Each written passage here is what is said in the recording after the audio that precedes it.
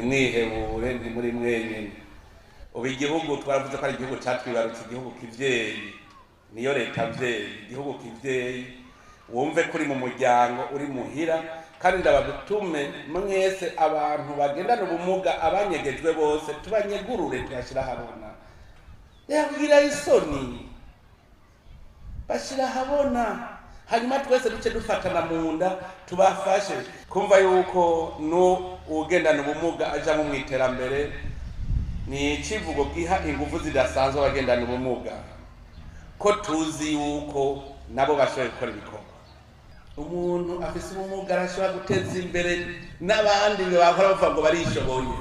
Nivyo uravuga uti jewe sinokwiruka ngo siganwe n'urya bikunde, muga nawe hari ukuntu ushobora kunsiga mu bindi. Twese tukaba amagiriranire, hanyuma tukaza turunguruzanya buke buke gushika aho tuzosanga atanumwe adateye imbere. Ubu utura umuryango umwe, ibibazo vyawe nivyo vyanje, no kwicara tukabikorera umuti. Muriko muravuga rero nk'amahera ngo duza amahera, hari ikintu ca mbere mudukorera muvuga muti nibiki bikenewe, mukabitondesha vyose bikenewe.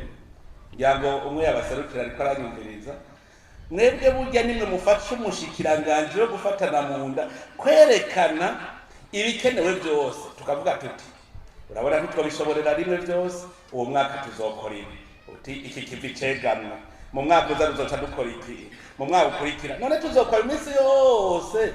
Uwo mwaka twaguze amabekiye 5,000, umwaka uza duca tugura 5,000, kuvyukuri iziba zaheze.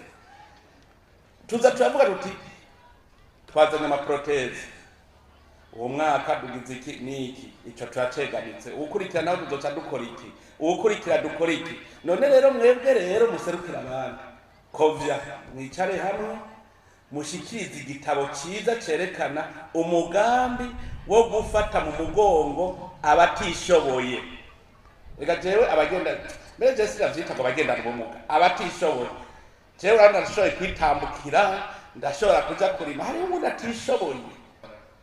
Tugira urunani twese atanumwe asigaye inyuma, dukore kugira twiheshe iteka muri iki gihugu cyacu.